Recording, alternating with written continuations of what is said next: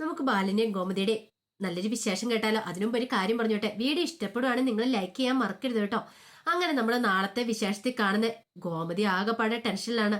കാരണം ഗോമതി കണ്ടിട്ടുണ്ടായിരുന്നു അലോക് പുലിയായിട്ട് വേഷം മാറി വന്ന സമയത്ത് അലോക് ആ മുഖംമൂടി അങ്ങോട്ട് മാറ്റുന്നത്. അങ്ങനെയാണെങ്കിൽ അനുശ്രീക്ക് കൊടുത്ത ഗിഫ്റ്റിൽ എന്തായിരിക്കും എന്നൊക്കെ ചിന്തിച്ച് ഗോമതി അങ്ങോട്ട് മുറിയിലേക്ക് കയറി വരുമ്പോഴാണ് അനുശ്രീ ഡ്രസ്സൊക്കെ മാറി മുമ്പ് ഇട്ടിരുന്ന ആ സാരിയൊക്കെ മാറ്റിയിട്ട് ചുരിദാറൊക്കെ ഇട്ടുകൊണ്ട് നിൽക്കുന്നുണ്ട്.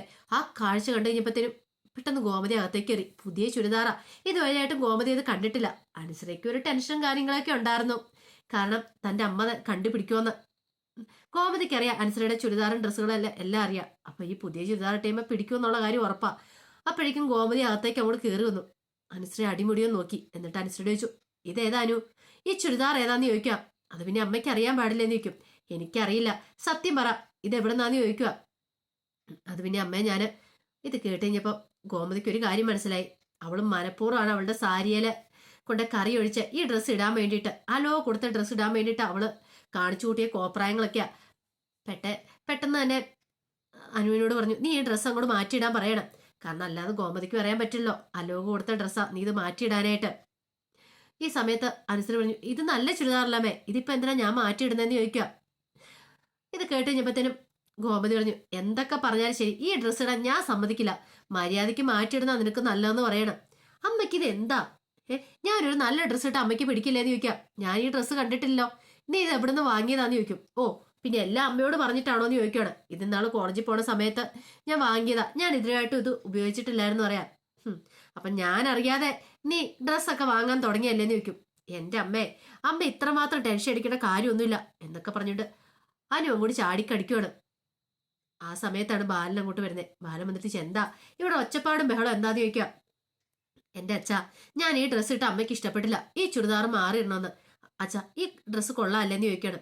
അതെ, നല്ല ഭംഗിയുണ്ട്, മോൾക്ക് ചേരുന്നുണ്ടെന്ന് പറയാണ്. എന്തിനാ ഗോമതി അവൾ ഏതെങ്കിലും ഡ്രസ്സ് ഇട്ടിട്ടെ, നീ എന്തിനാ അതിന്റെ ഇടയ്ക്ക് കയറുന്നേ? അവളുടെ ഇഷ്ടമല്ല അവൾ ഏത് ഡ്രസ്സ് ഉണ്ടോന്ന്. ബാലിന് അറിയത്തില്ലല്ലോ. ഈ പറയുന്ന അനുസരിച്ച് ചുരിദാർ കാര്യങ്ങളെ കുറിച്ച് ബാലിന് അറിയില്ല. അത് മാത്രമല്ല അലോക് വാങ്ങിക്കൊടുത്താന്നും അറിയത്തില്ല. അങ്ങനെ അറിയുവാണെങ്കിൽ അപ്പൊ തന്നെ ആ ഡ്രസ്സ് ഊരി വാങ്ങി അതിനെ തീയിടും ബാലൻ. ഈ സമയം ഗോമതി പറഞ്ഞു, വേണ്ട ബാലേട്ടാ, ഈ ഡ്രസ്സ് കൊള്ളത്തില്ല, ഇത് വേണ്ടാന്ന് പറയണ്. നല്ല തിരുവോണമായിട്ട്. എടേ, അത് നല്ല ഭംഗിയുണ്ട് ഗോമതി, അത് അവൾ ഇട്ടോട്ടെ എന്ന് പറയണ്. അങ്ങനെ പറഞ്ഞു കൊടുക്കച്ചാന്ന് പറയണ്. ഈ സമയം ഗോമതി എടുത്തു, ദൈവമേ, ബാലേട്ടനോട് താൻ എങ്ങനെയാ പറയണേ അലോക് വാങ്ങിച്ചു കൊടുത്താന്ന്? ഇതെങ്ങാനും പറഞ്ഞ എന്തായിരിക്കും സംഭവിക്കുന്നത്? പറയാനും പറ്റുന്നില്ലോ. ബാലൻ പറഞ്ഞു, വെറുതെ നീ എപ്പോഴും എന്തിനാ അവളുടെ കാര്യത്തിൽ ഇപ്പൊ ഇങ്ങനെ തലയിടുന്നേ? എപ്പൊ നോക്കിയാലും അമ്മയും മോളും തമ്മിൽ കീരിയും പാമ്പ് പോലെ ഇരിക്കുന്നേ. നിനക്ക് എന്ത് പറ്റി ഗോമതി എന്ന് ചോദിക്കാം. ഇത് കേട്ടപ്പം ഗോമതിക്ക് വല്ലാത്ത ടെൻഷനായി. ആ സമയം അനുസരി പറഞ്ഞു, ഈ അമ്മയ്ക്ക് എപ്പോഴും അതെ, എന്റെ പിന്നാലെ നടന്ന് ഇങ്ങനെ ഓരോന്ന് പറഞ്ഞില്ല ഈ അമ്മയ്ക്ക് ഒരു സമാധാനം കിട്ടില്ല അച്ഛാ. ഞാനൊരു നല്ല ഡ്രസ്സ് ഇട്ടാൽ പോലും കുറ്റമാണെന്ന് പറഞ്ഞിട്ട് അനുസരി അങ്ങോട്ടേക്ക് ഇറങ്ങി പോവാണ്. ഈ സമയത്ത് ബാലൻ ഗോമതിയുടെ അടുത്ത് എന്നിട്ട് പറഞ്ഞു, എന്താ ഗോമതി, നീ അവളുടെ കാര്യത്തില് ഇത്ര ഉത്കണ്ഠപ്പെടേണ്ട കാര്യമുണ്ടോ? അവള് നമ്മളുടെ മോളല്ലേ. അതൊന്നും അല്ല ബാലേട്ടാ, നിന്റെ മനസ്സിൽ എന്തോ ഒരു കാര്യമുണ്ട്. കുറെ കാലങ്ങളായിട്ട് ഞാൻ ശ്രദ്ധിക്കുന്നു, കുറെ ദിവസങ്ങളായിട്ട് ഞാൻ ശ്രദ്ധിക്കുന്നു.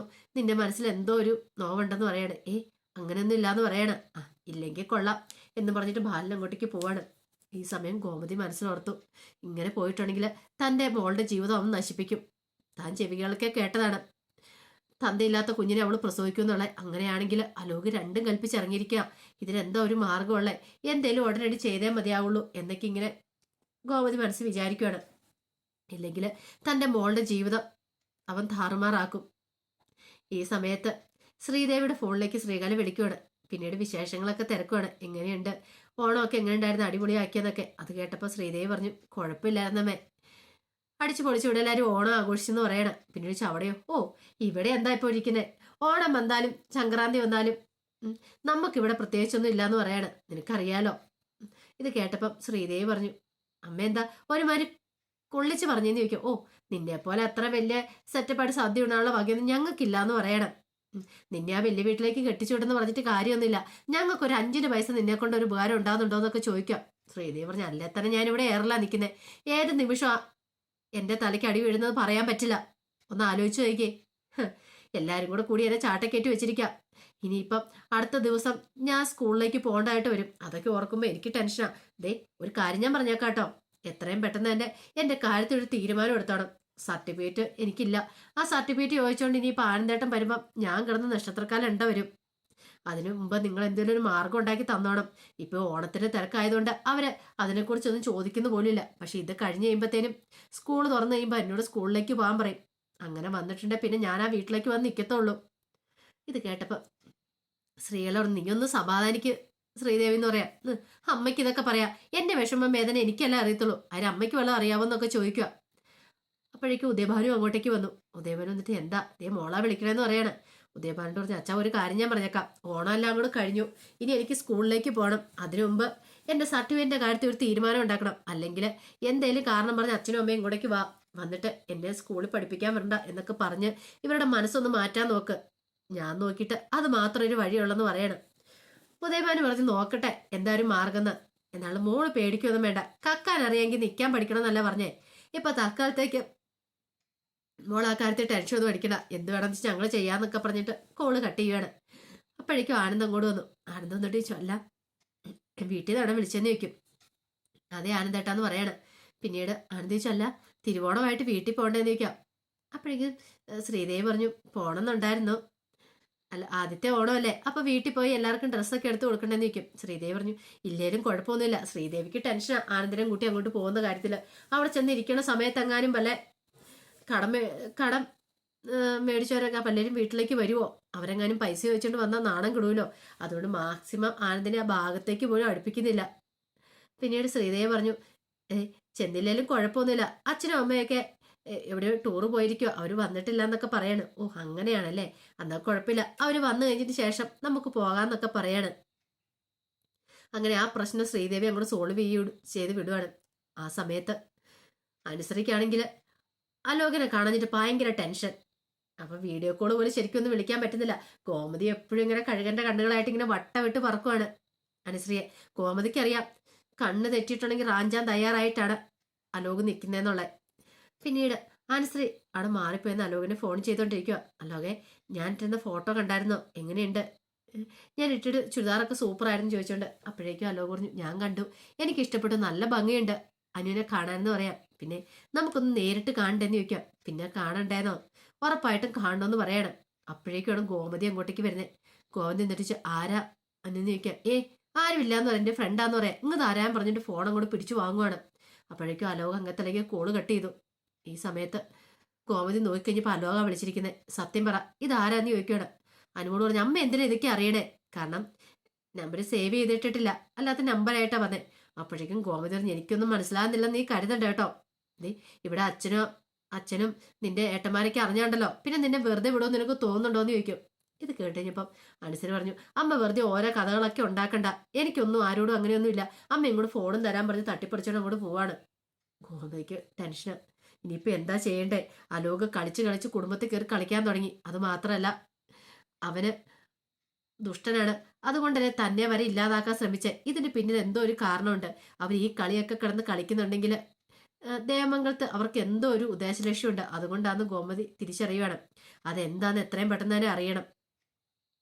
പിന്നീട് ഗോമതി ഇന്ദിരാമ്മയെ കാണുന്നുണ്ട്. ഇന്ദിരാമ്മയെ കണ്ട് സംസാരിക്കുന്ന സമയത്ത് ഇങ്ങനെ ഇന്ദിരാമ്മയോട് ഓരോന്നൊക്കെ ചോദിക്കുന്നുണ്ട്.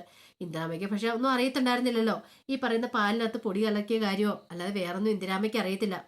പിന്നീട് ഇന്ദിരാമ്മയോട് ചോദിച്ചു, അല്ലമ്മേ ഞാനൊരു കാര്യം ചോദിച്ചാൽ അമ്മ സത്യം പറയുമെന്ന് ചോദിക്കാം. എന്താ മോളെ? അല്ല ഞാൻ അവിടെ വന്ന സമയത്ത് എല്ലാവർക്കും എന്നോട് ഭയങ്കര സ്നേഹമായിരുന്നു. പക്ഷെ ഇപ്പോഴാ സ്നേഹമൊന്നും കാണുന്നില്ല. അത് ശരിക്കും ഒറിജിനലായിട്ടുള്ളതായിരുന്നോ അതോ എന്തെങ്കിലും കാര്യസാധന വേണ്ടി ഉള്ളതായിരുന്നോ എന്ന് ചോദിക്കുക. ഇന്ദിരാമ്മ ചോദിച്ചു, എന്താ മോളെ നീ അങ്ങനെ പറഞ്ഞെന്ന് ചോദിക്കും. എനിക്കങ്ങനെ തോന്നി, അതുകൊണ്ട് ചോദിച്ചാ. ഞാൻ അവിടുന്ന് വന്നതിന് ശേഷം എന്നെക്കുറിച്ച് അവരാരും തിരക്കിയിട്ട് പോലുമില്ല, എന്നെ ഒന്ന് കണ്ടിട്ട് മൈൻഡ് ചെയ്യുന്ന പോലുമില്ല. ശരിക്കും ഉള്ളിൽ സ്നേഹം ഉണ്ടെങ്കിൽ അവർക്ക് അങ്ങനെ ഇരിക്കാൻ പറ്റില്ലോ, അനന്തേട്ടനാണെങ്കിലും അച്യുതാരനാണെങ്കിലും. അതുകൊണ്ട് ഞാൻ പറഞ്ഞാന്ന് പറയണം. ഇന്ദിരാമ്മയ്ക്ക് പറയാൻ പറ്റുമോ വീട് സ്ഥലമൊക്കെ നിന്റെ പേരിൽ, അതുകൊണ്ട് അത് തട്ടിയെടുക്കാൻ വേണ്ടിയിട്ട് അവരെങ്ങനെയൊക്കെ കളിക്കണേന്ന്. അത് അറിഞ്ഞു കഴിഞ്ഞിട്ടുണ്ടെങ്കിൽ പിന്നെ ബാലൻ അറിയും. പിന്നെ എന്താ സംഭവിക്കാൻ പോകുന്നത് ഇന്ദിരാമ്മയ്ക്ക് നന്നായിട്ട് അറിയാം. ബാലന്റെ കാലേ വീണ്ട വരും അനന്തനും അച്യുതനും ഒക്കെ. അതൊരിക്കലും അവർക്ക് സഹിക്കാൻ പറ്റുന്ന കാര്യമല്ല. തൽക്കാലത്തേക്ക് ഇതിനോട് പറയാതിരിക്കുന്ന ബുദ്ധി. പിന്നീട് ഇന്ദിരാമ്മ പറഞ്ഞു, മോളെ അതൊന്നും ഓർത്ത് നീ ടെൻഷൻ അടിക്കൊന്നും വേണ്ട. അറിയാലോ അവർക്ക് നിന്നോട് ദേഷ്യമുണ്ട്. പിന്നെ നീ ഇവിടെ വന്നു കഴിഞ്ഞപ്പോൾ ആ ദേഷ്യമൊക്കെ പോയിട്ടുണ്ടായിരുന്നു, അതുകൊണ്ടാണെന്നൊക്കെ പറയണം. പക്ഷെ കോമതിക്ക് പറയണമെന്നുണ്ട്, തന്നെ ഇല്ലാതാക്കാൻ വേണ്ടി പാലിനകത്ത് വിഷം കലർത്തിയതാണ്. പക്ഷെ അതെങ്ങനെ പറയാൻ പറ്റും? അത് പറഞ്ഞിട്ടുണ്ടെങ്കിൽ ആകപ്പാടെ പ്രശ്നമാവില്ലേ? ഇനി ഇന്ദിരാമ്മ അവിടെ പോയി ചോദിക്കും, അത് പ്രശ്നമാവും. ബാലേട്ടൻ അറിയും. ബാലേട്ടൻ അറിഞ്ഞാൽ പിന്നെ വെറുതെ ഇരിക്കില്ല. ആ വീട് തന്നെ ചിലപ്പോൾ കൃഷ്ണമംഗലം തന്നെ ചിലപ്പോൾ കത്തിച്ചെന്നിരിക്കും. അതോടൊപ്പം തന്നെ അലോകിന്റെ അനുസരണയുടെ കാര്യം പറഞ്ഞിട്ടുണ്ടെങ്കിൽ പിന്നീട് ഗോമതിയുടെ എല്ലാവരുടെയും കണ്ണുവെട്ടിച്ച് അനു എന്ത് ചെയ്യാണ്, അലോകിനെ കാണാനായിട്ട് പോവാണ്. അങ്ങനെ അലോകിനെ കാണാൻ പോയി കാത്തിരിക്കണ സമയത്ത് അലോക് അങ്ങോട്ട് വന്നു കഴിഞ്ഞപ്പോഴത്തേനും അനുശ്രീ പറഞ്ഞു, എനിക്ക് ഇഷ്ടപ്പെട്ടു കേട്ടോ ആ ചുരിദാർ എന്ന് പറയാം. അത് പിന്നെ ദേ അനുമോളെ ഞാൻ മനസ്സ് കണ്ടല്ലേ അത് വാങ്ങിയെന്ന് ചോദിക്കുക. പിന്നീട് അനു പറഞ്ഞു, ഇപ്പൊ തന്നെ ഞാൻ അമ്മയുടെ കണ്ണ് വെട്ടിച്ചാ ഇങ്ങോട്ട് വന്നിരിക്കുന്നത്, എന്തൊക്കെ കള്ളത്തരം പറഞ്ഞിട്ടാന്ന് അറിയാവോ. അലോ പറഞ്ഞു, ഇങ്ങനെയാണെങ്കിൽ എത്ര കാലം നമുക്ക് ഇതിനെ മുന്നോട്ട് പോകാൻ പറ്റുമെന്ന് ചോദിക്കുക. അതെ, അതെനിക്ക് അറിയത്തില്ല, പക്ഷെ ഒരു കാര്യമുണ്ട്, ഒത്തിരി നാളൊന്നും ഇങ്ങനെ മുന്നോട്ട് പോകാൻ പറ്റുമെന്ന് തോന്നുന്നില്ല. എൻ്റെ ഏട്ടന്മാരോ അച്ഛൻ അറിഞ്ഞിട്ടുണ്ടെങ്കിൽ വീട്ടൊരു ഭൂകമ്പം തന്നെ നടക്കുമെന്ന് പറയാണ്.